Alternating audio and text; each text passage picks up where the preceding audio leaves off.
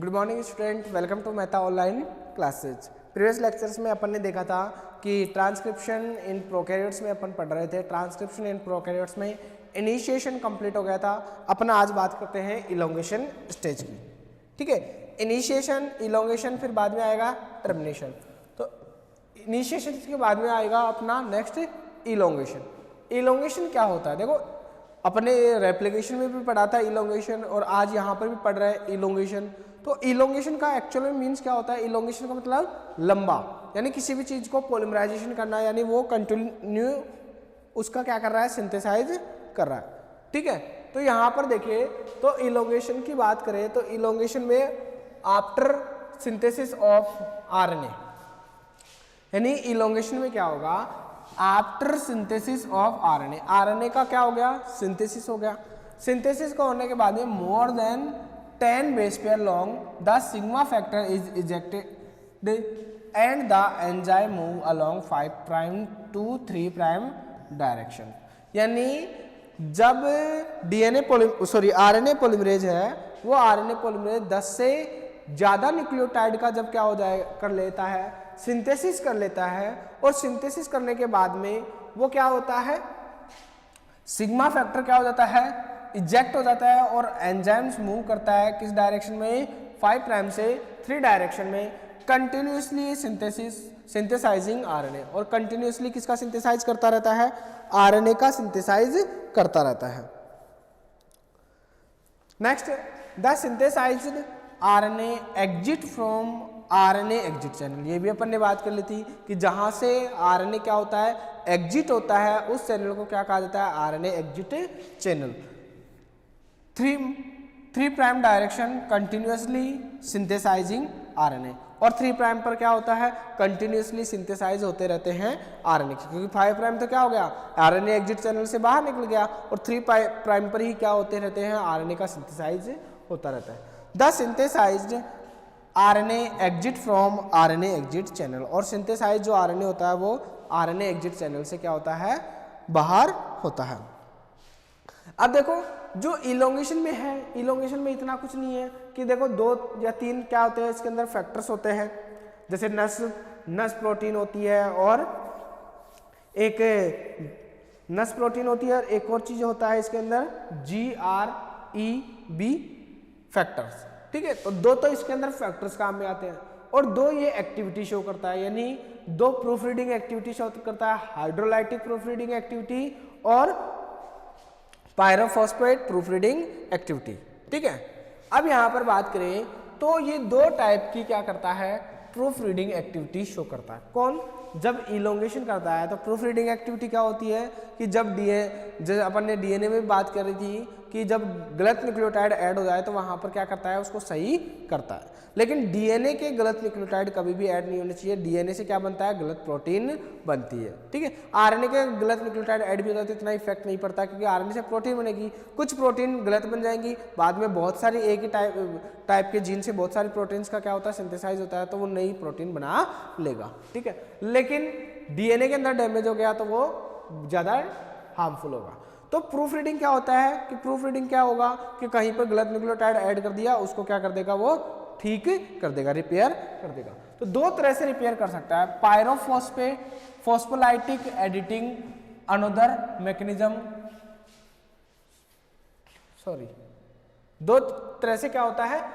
Proof reading activity होती है, pyrophosphate proof reading, और दूसरी है हाइड्रोलाइटिक प्रूफ रीडिंग एक्टिविटी। तो पायरोफॉस्फेट क्या होता है? Pyrophosphorolytic editing another mechanism of removing altered nucleotide. यानी पायरोफॉस्फेट से क्या होता है कि जो डैमेज न्यूक्लियोटाइड है उसको क्या किया जाता है? रिमूव किया जाता है। कैसे किया जाएगा? देखो, यहां पर ये मान लो ये क्या है? डीएनए है, यहां पर एडेनिन, यहां पर क्या है? थाइमिन। ठीक है, और यहां पर क्या है? थाइमिन, और यहां पर क्या है? एडेनिन। ठीक है, अब यहां पर देखोगे तो यहां पर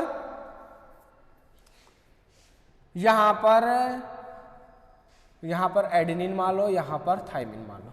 अब यहां पर आरएनए का सिंथेसिस हो रहा है, यहां से आरएनए बनेगा, तो आरएनए थाइमिन के अपोजिट में क्या आएगा?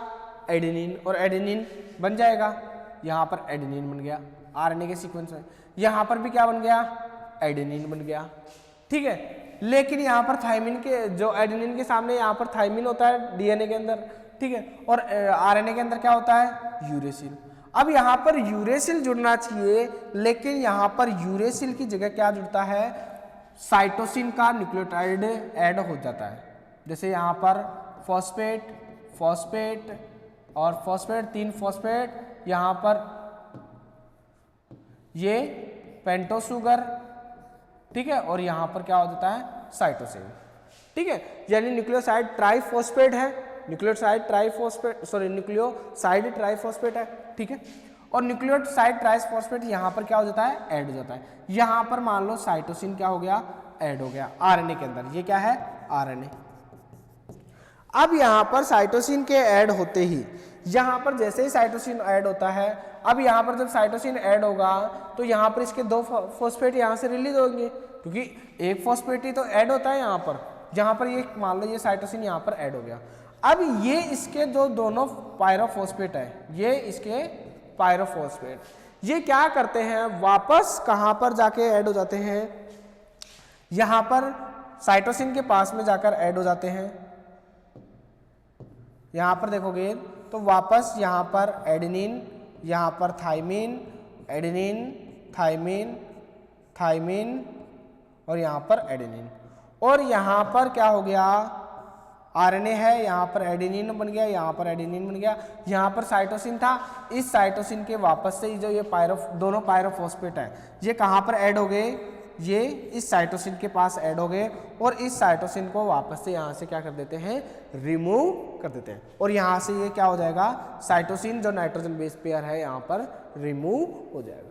तो इस तरह से क्या करते हैं, ये फोस्फेट या पायरोफॉस्फेट प्रूफ रीडिंग एक्टिविटी करते हैं। ये जो दो एक जैसे मतलब इसके पास न्यूक्लियोसाइड होते हैं, यानी न्यूक्लियोसाइड ट्राइफॉस्फेट होते हैं न्यूक्लियोटाइड के अंदर, ठीक है, जिसके अंदर यहाँ पर अल्फा बीटा और गामा फॉस्फेट होते हैं। अब यहाँ पर ये 2 फॉस्फेट क्या हो जाते हैं, रिमूव हो जाते हैं, एक ही फॉस्फेट बचता है, ठीक है। अब जो फॉस्फेट यहाँ पर बचता है वो तो न्यूक्लियोटाइड बना लेता है, लेकिन जो दोनों बचते हैं उनको कहते हैं अपन पायरोफॉस्फेट, और ये पायरोफॉस्फेट क्या कर लेते हैं, वापस जाके न्यूक्लियोटाइड पर ऐड कर लेते हैं और उसको वहां से रिमूव करवा देते हैं, ठीक है। तो इसका थोड़ा सा अगर जैसे थ्योरी के अंदर देखें तो थ्योरी के अंदर अपन कैसे लिख सकते हैं, यहां पर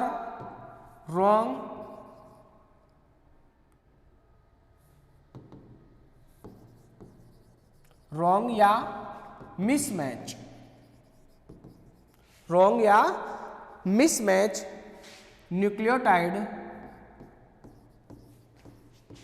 एडेड ऑन 3' एंड, यानी रॉन्ग या मिसमैच जो न्यूक्लियोटाइड हो जाते हैं वो क्या हो जाते हैं, अगर एडेड हो जाए कहाँ पर, 3' एंड पर एडिट हो जाए तो यहाँ पर क्या हो जाती है, proof reading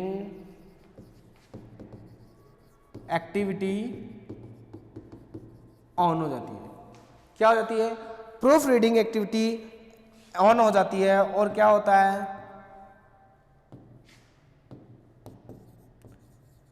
RNA polymerase remove this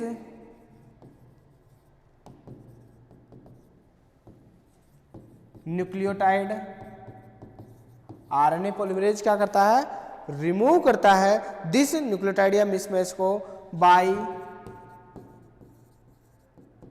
adding on pyrophosphate. जैसे पायरोफॉस्फेट को ऐड करा के क्या कर देता है, वहां पर न्यूक्लियोटाइड को रिमूव कर देता है, ठीक है। यहां पर एक न्यूक्लियोटाइड अगर क्या हो जाए, डैमेज हो जाए तो, ठीक है। तो समझ में आई, अगर यहाँ पर न्यूक्लियोटाइड साइटोसिन ऐड हो गया, आना क्या चाहिए था, यहाँ पर यूरेसिल आना चाहिए था, और यहाँ पर साइटोसिन के जो पायरोफॉस्फेट होते हैं ये इसको रिमूव कर देते हैं, और बाद में यहाँ पर क्या ऐड हो जाता है, यूरेसिल ऐड हो जाएगा, ठीक है। तो इस तरह से pyrophosphate proof reading activity show करता है। दूसरी प्रूफ रीडिंग एक्टिविटी होती है हाइड्रोलाइटिक प्रूफ रीडिंग एक्टिविटी। दूसरी प्रूफ रीडिंग कौन सी है, hydrolytic proof reading activity.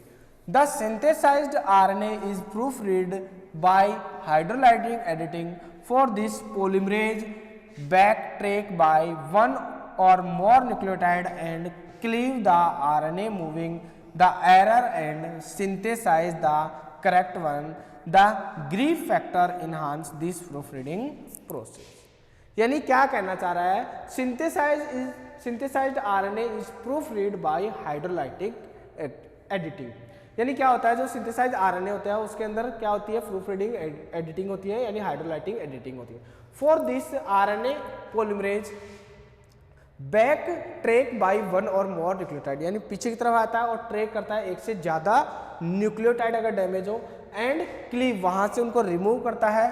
The RNA removing the error and synthesise of correct one, और वहाँ पे एरर को रिमूव करके जो करेक्ट न्यूक्लियोटाइड है वो ऐड करवाता है. The grief factor enhance this proof reading process. एक फैक्टर काम में आता है इलोंगेशन में, ग्रीफ फैक्टर, वो क्या करता है, इसको रेस्पॉन्सिबल होता है, यानी इसके लिए रेस्पॉन्सिबल होता है. मान लो कि ये क्या है, दोनों डीएनए हैं, यहाँ पर बन रहा है ये आरएनए, अलग पेन से बना लेते हैं अपन, ये आरएनए, ये क्या है आरएनए, आरएनए का 5 प्राइम, ये 3 prime, 5 prime 3 prime 3 prime 5 prime. अब मान लो यहां पर से न्यूक्लियोटाइड मिसमैच हो रहे हैं, यहां पर न्यूक्लियोटाइड मिसमैच हो रहे हैं, और ये क्या है, आरएनए पॉलीमरेज. क्या है, आरएनए पॉलीमरेज. यहां पर न्यूक्लियोटाइड मिसमैच हो रहे हैं. अब यहां पर आरएनए पॉलीमरेज के पास यहां पर एक क्या होता है, GRE, ग्री बी फैक्टर होता है, या प्रोटीन मान लो इसको, ठीक है. ग्री बी प्रोटीन होती है, ये इन न्यूक्लियोटाइड को यहाँ से क्या करवाने में हेल्प करती हैं, क्लीव करवाने में हेल्प करती है. यानी ग्री के साथ क्या हो जाएगा, ये ग्री बी इसको क्या कर लेगी, इन न्यूक्लियोटाइड को यहाँ से रिमूव करवा देगी, और यहाँ पर ये क्या है, डैमेज मान लो, ये क्या है, मिसमैच. और मिसमैच यहाँ पर ये ग्री बी यहाँ पर मिसमैच को क्या करती है, रिमूव करती है. यहाँ पर 5 3 3 5, और यहाँ पर देखें तो यहाँ पर मिसमैच वापस से क्या हो जाएगा, ठीक हो जाएगा 3 प्राइम OH पे. ये आरएनए का सिंथेसिस, और ये आरएनए पॉलीमरेज, ठीक है. तो आरएनए पॉलीमरेज के अंदर एक फैक्टर है, कौन सा, GRE बी फैक्टर. और ये GRB फैक्टर क्या करता है, जो प्रूफ रीडिंग एक्टिविटी है, हाइड्रोलाइटिक प्रूफ रीडिंग है, यहाँ पर इनका क्या करवा देता है, हाइड्रोलाइटिक क्लीवेज करवा देता है. यहाँ पर क्या करवा देता है, हाइड्रोलाइटिक क्लीवेज कर देता है. कौन करवा देता है, GRE बी प्रो, ठीक है. और यहाँ पर ये हाइड्रोलाइटिक प्रूफ रीडिंग एक्टिविटी करने के बाद में यहाँ पर नए न्यूक्लियोटाइड क्या हो जाते हैं, जोड़ दिए जाते हैं. तो इस तरह से 2 टाइप की प्रूफ रीडिंग एक्टिविटी है. कौन कौन सी, हाइड्रोलाइटिक प्रूफ रीडिंग एक्टिविटी, दूसरी अपन बात करें पायरोफॉस्फेट प्रूफ रीडिंग एक्टिविटी. ये इलोंगेशन की प्रोसेस में क्या करता है, शो करता है, ठीक है. अब इलोंगेशन की फैक्टर की अगर बात करें तो इलोंगेशन फैक्टर में एक तो होती है नस प्रोटीन. कौन सी प्रोटीन, नस प्रोटीन, ठीक है. और नस प्रोटीन में आती है नस ए और नस जी. ये क्या करवाती है, स्टेबलाइज करवाती है ट्रांसक्रिप्शन कॉम्प्लेक्स को ड्यूरिंग इलोंगेशन. यानी जब इलोंगेशन हो रहा है उस समय जो उसको स्टेबिलिटी प्रोवाइड करवाता है वो कौन करवाते हैं, इलोंगेशन फैक्टर नस ए और नस जी प्रोटीन. और GRE बी फैक्टर्स होते हैं, ये हाइड्रोलाइटिक प्रूफ रीडिंग एक्टिविटी करवाते हैं, ये अपन ने देख लिया. तो GRE बी और नस प्रोटीन ये दोनों क्या होते हैं, इलोंगेशन फैक्टर होते हैं. और द इलोंगेटिव, यहाँ पर देख लेते हैं कुछ पॉइंट्स और देखें. The elongative polymerase is processive mechanism that synthesise and proof reading RNA. जो इलोंगेटिंग पॉलीमरेज है वो प्रोसेसिव मशीन है that synthesise and proof reading RNA. Only 8 to 9 nucleotide of growing chain remain base pair to the DNA template. कब तक grow करवाता है, जब DNA template के अंदर 8 से 9 न्यूक्लियोटाइड ही बचे.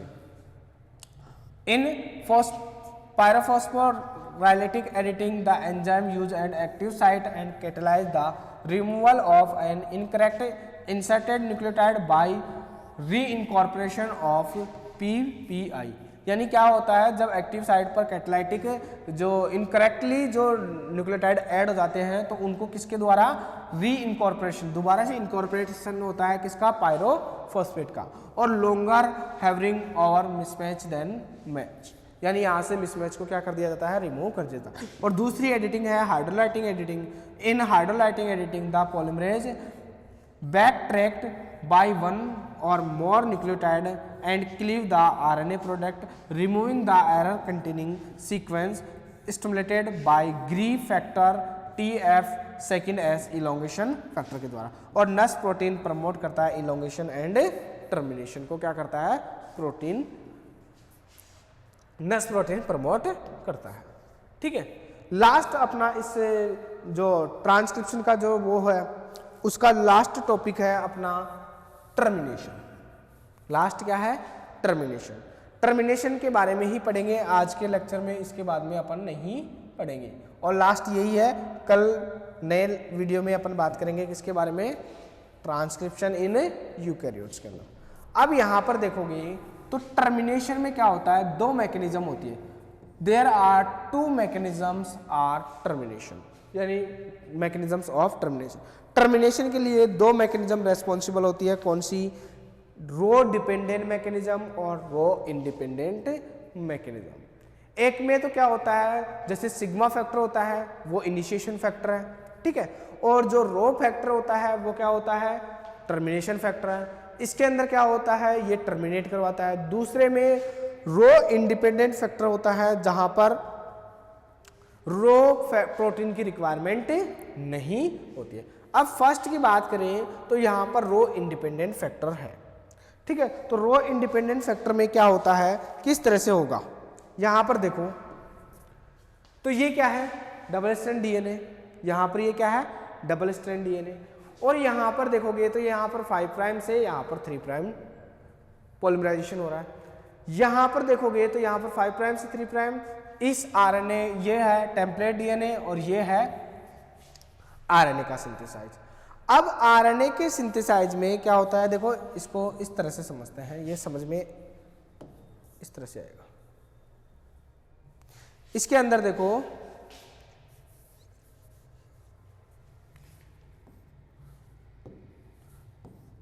यहां पर ये है GGCU-CC, ये क्या है, डीएनए के सीक्वेंस है। फिर आता है CCTCGG, ठीक है। और यहां पर मान लो ए, ठीक है। और ये वाला जो इसका वो है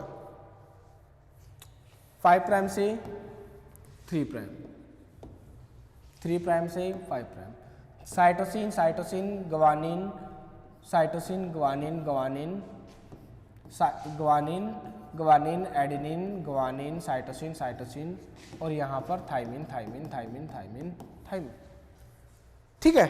अब यहां पर देखोगे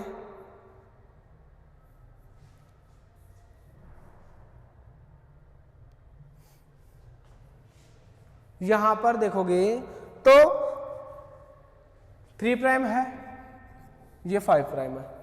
अब यहां पर आरएनए का सिंथेसिस होगा, आरएनए बनेगा, ट्रांसक्रिप्शन होगा। तो ट्रांसक्रिप्शन में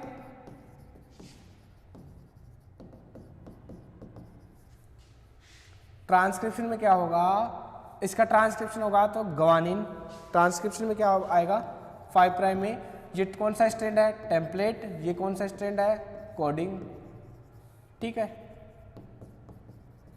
guanine guanine cytosine guanine cytosine cytosine, फिर साइटोसिन साइटोसिन, थाइमिन की जगह क्या आ जाएगा, यूरेसिल आ जाएगा, ठीक है। और यहाँ पर साइटोसिन ग्वानिन ग्वानिन, और यहाँ पर एडेनिन एडेनिन एडेनिन, यहाँ पर मान लो सॉरी,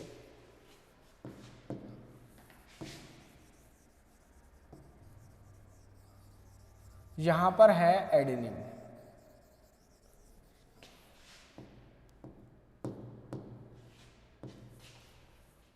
यहां पर adenine adenine adenine adenine adenine, और यहां पर है thymine thymine thymine thymine thymine, और यहां पर थाइमिन होगा तो थाइमिन की जगह क्या आ जाएगा, यूरेसिल।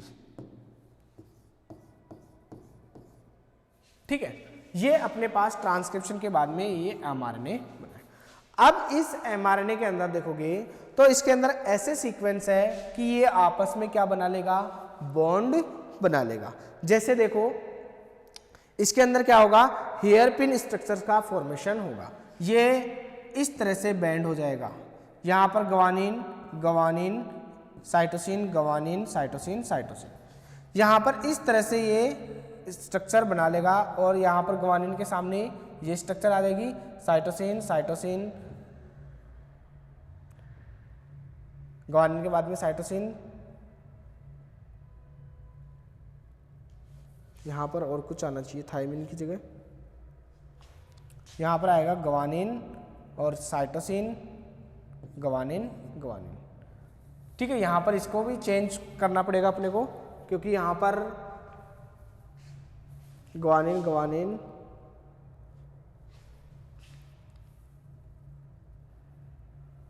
गवानीन गवानीन साइटोसिन, यहाँ पर यूरेसिल तो आएगा ही नहीं। ठीक है, इसको एक बार देख लेना इसमें से, यानी इसका मतलब क्या होगा, ये सीक्वेंस चेंज हो गई, यहाँ पर हेयर पिन स्ट्रक्चर्स का क्या होगा, फॉर्मेशन होगा, और हेयर पिन स्ट्रक्चर्स का फॉर्मेशन होने के बाद में यहाँ पर यूरेसिल और ये इसके साथ में क्या बनाता है, डबल बॉन्ड बनाता है, और डबल बॉन्ड के कारण यहाँ पर क्या हो जाता है, इजीली ये बाहर रिमूव हो जाता है। यहाँ पर देखो इस वाले डायग्राम में, ये अपना डायग्राम ठीक से बैठा नहीं है, इसमें न्यूक्लियोटाइड की सीक्वेंस चेंज होगी, टाइम लगेगा। यहाँ पर देखो, ये यहाँ पर देखो, हाँ इसके अंदर देख लो, यहाँ पर ये क्या आता है, जीसी रिच एरिया, यानी डीएनए के अंदर पहले जीसी रिच एरिया आएगा, और जीसी रिच एरिया के कारण यहाँ पर एमआरएनए के ऊपर जीसी रिच एरिया बनता है। अब यहाँ पर देखो जीसी रिच एरिया है, वो न्यूक्लियोटाइड यहाँ पर सही बैठ रहे हैं, यहाँ पर देखो, यहाँ पर जीसी रिच एरिया है। ठीक है, अब जीसी रिच एरिया के अंदर यहाँ पर देखोगे तो डबल बॉन्ड बन रहा है। यहाँ पर इस जीसी रिच एरिया के बाद में यहाँ पर क्या बन रहा है, सिंगल बॉन्ड बन रहा है। यहाँ पर देखो सिंगल बॉन्ड बन रहा है। अब यहाँ पर जैसे ही ये हेयरपिन स्ट्रक्चर्स और ये पॉलीयूरेसिल साइट, जिसके कारण ये बाहर की तरफ क्या हो जाता है, इजैकुलेट हो जाता है, और डीएनए का क्या हो जाता है, टर्मिनेशन हो जाता है। यहाँ पर किसी भी प्रोटीन्स और एंजाइम्स की रिक्वायरमेंट नहीं होती है, यहाँ पर ओनली स्पेसिफिक ये सीक्वेंस होती है। ये सीक्वेंस यानी जीसी रिच एरिया और पॉलीयूरेसिल साइट, यही क्या करवाती है, टर्मिनेशन में हेल्प करवाती है। जैसे मतलब यहाँ पर और भी डायग्राम दे रखा है, क्या नहीं दे रखा, चलो कोई नहीं, ठीक है। तो यहाँ पर एक बार इसका थ्योरी देख लेते हैं। Rho dependent mechanism, sorry independent mechanism, यहाँ पर रो इंडिपेंडेंट मैकेनिज्म।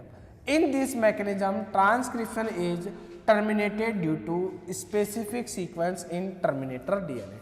यानी क्या है, इस मैकेनिज्म में ट्रांसक्रिप्शन का टर्मिनेशन होता है specific sequence in terminator DNA, यानी टर्मिनेटर डीएनए के अंदर स्पेसिफिक सीक्वेंस होता है जीसी रिच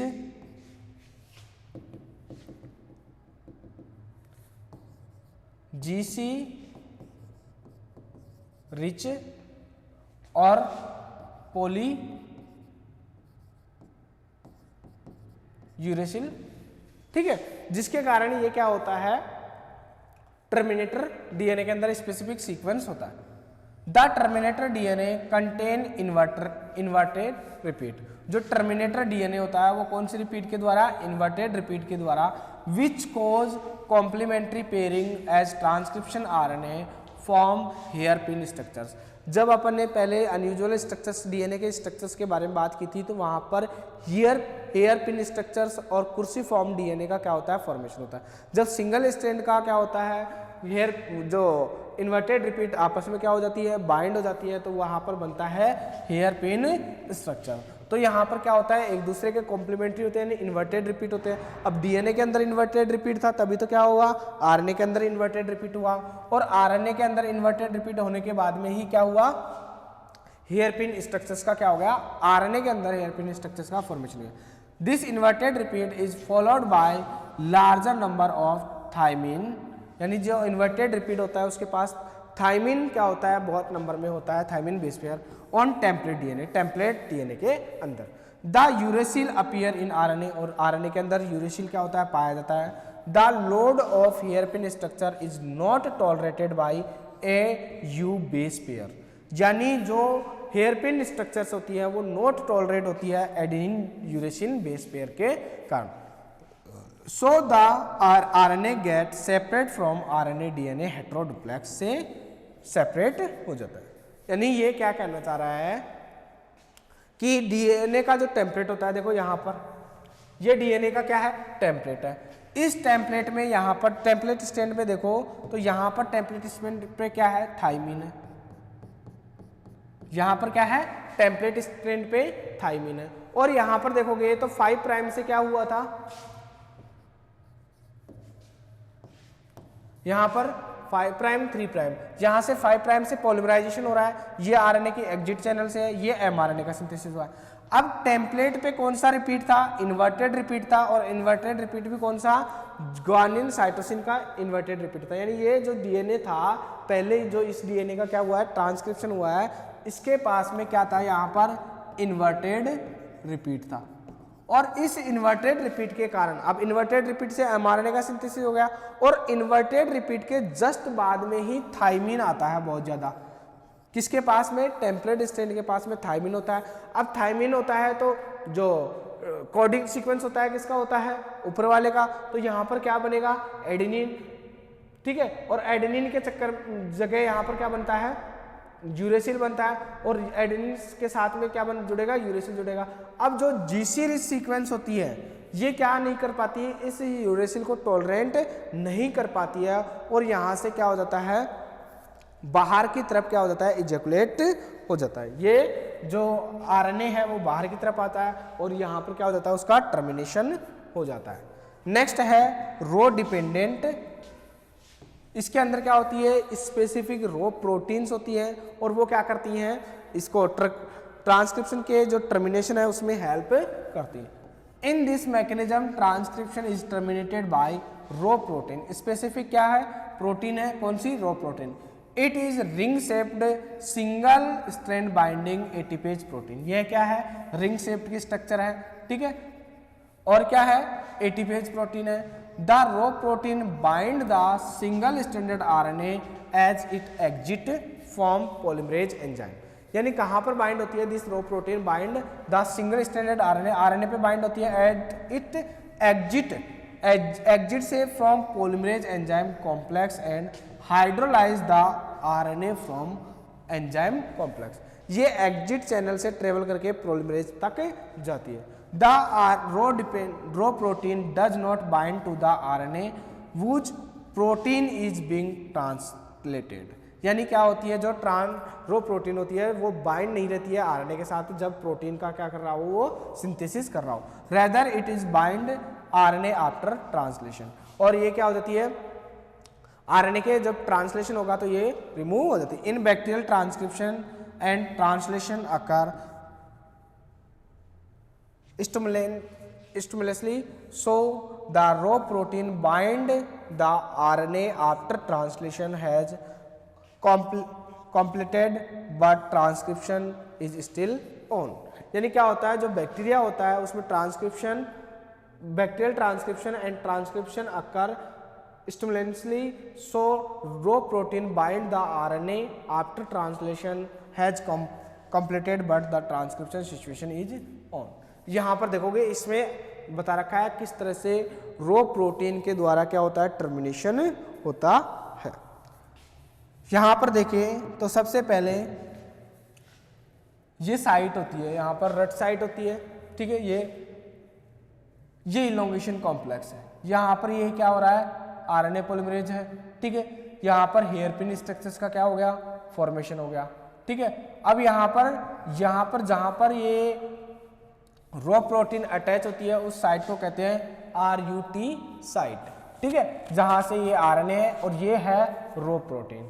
ये रो प्रोटीन यहाँ पर ऐड होती है किसके पास, RNA के पास ऐड होती है, और ये rho move along the transcription, transcription के साथ ये क्या होती है, आगे की तरफ मूव करती है, और मूव करने के बाद में यहाँ पर क्या कर देती है, रो अनवाइंड द RNA DNA। यहाँ पर जो ये हाइब्रिड है ना, ये RNA DNA का हाइब्रिड है, उसको क्या कर देती है, अनवाइंड कर देती है, और क्या करवा देती है, यहाँ पर से टर्मिनेशन करवा देती है। और टर्मिनेशन करवाने के बाद में यहाँ पर क्या हो जाता है, ये सभी चीज़ें बाहर रिमूव हो जाती है। यहाँ पर RNA पॉलीमरेज भी बाहर निकल गया, RNA भी बन गया, और ये क्या हो जाती है, रो प्रोटीन भी बाहर निकल जाती है। तो इस तरह से अपना जो ये है रो प्रोटीन, ये है पॉलीमरेज, और ये है RNA, ठीक है, ये तीनों क्या हो जाते हैं, सेपरेट हो जाते हैं, ठीक है। तो इस तरह से क्या होता है, जो टर्मिनेशन होता है रो डिपेंडेंट प्रोटीन। रो डिपेंडेंट प्रोटीन में यहाँ पर देखोगे ये तो रट साइट है, ठीक है,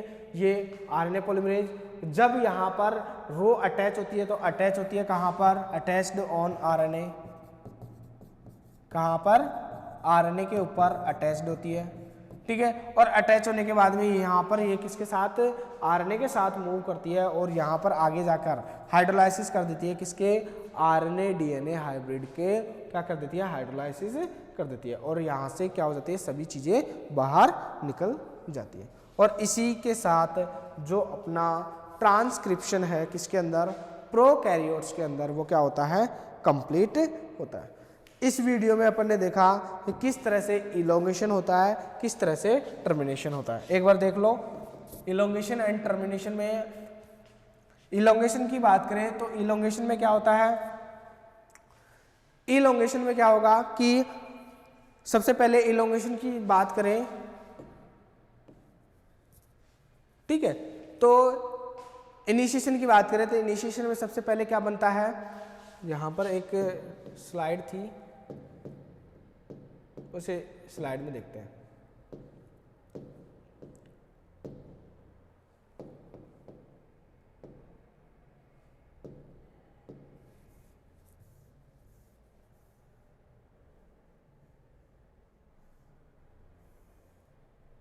यहां पर देखो, इस स्लाइड के अंदर देखिए तो अपन ने पढ़ा है कि सबसे पहले इनिशिएशन, इनिशिएशन के अंदर अपन ने देखा कि किसका फॉर्मेशन हुआ, क्लोज्ड कॉम्प्लेक्स का फॉर्मेशन हुआ। क्लोज्ड कॉम्प्लेक्स का मतलब DNA प्लस RNA पॉलीमरेज,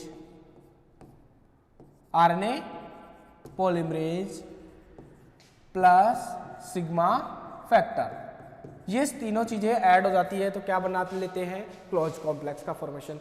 जब यहां से कितने न्यूक्लियोटाइड, -11 से +30 न्यूक्लियोटाइड तक क्या करते हैं, कट लगाते हैं, तो ओपन कॉम्प्लेक्स का फॉर्मेशन होता है। टर्सरी में क्या होता है,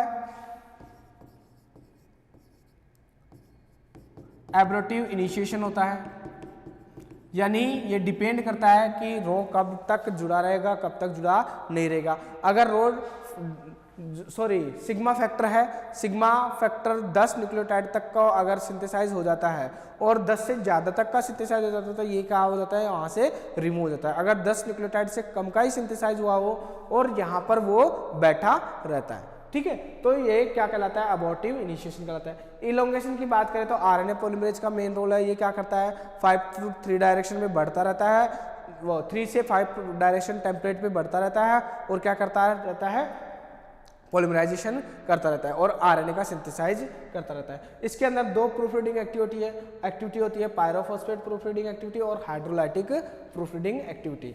यहाँ पर ये देखें तो टर्मिनेशन में क्या होता है, यहाँ पर देख लिया था पायरोफॉस्फेट के द्वारा क्या किया जाता है, उसको रिमूव किया जाता है। हाइड्रोलाइटिक में एक प्रोटीन फैक्टर काम में आता है, GREB फैक्टर, वो क्या करवाता है, hydrolytic protein proof reading activity करवाता है। टर्मिनेशन में अगर रो डिपेंड है, यानी रो प्रोटीन, जहाँ पर रो प्रोटीन बाइंड होती है वहाँ आपको कहते हैं रट साइट, और रो इंडिपेंडेंट मतलब जहाँ पर रो प्रोटीन डिपेंड नहीं होती। रो इंडिपेंडेंट में क्या होता है, स्पेसिफिक रिपीटेड क्या होता है, सीक्वेंस होता है, रिपीटेड सीक्वेंस होता है, और जो टेम्पलेट डीएनए होता है उसके ऊपर पॉलीथाइमिन होता है, जिसके कारण जो वो बनेगा वो क्या होगा, यूरेसिल का सिंथेसिस होगा, ठीक है। और रो डिपेंडेंट में क्या होती है, रो प्रोटीन या रो फैक्टर क्या होता है, डिपेंड करता है। वो क्या करता है, जैसे आरएनए पर बाइंड होगा और जैसे जैसे आरएनए का सिंथेसाइज होता है वो भी क्या करता रहता है, आगे की तरफ बढ़ता रहता है। और इसी के साथ अपना जो ट्रांसक्रिप्शन है वो यहाँ पर कंप्लीट होता है, किसके अंदर, प्रोकैरियोट्स में। नेक्स्ट जो ट्रांसक्रिप्शन होगा उसके बारे में अपन बात करेंगे, ट्रांसक्रिप्शन इन यूकैरियोट्स, ठीक है। ट्रांसक्रिप्शन किसके अंदर, यूकैरियोट्स में।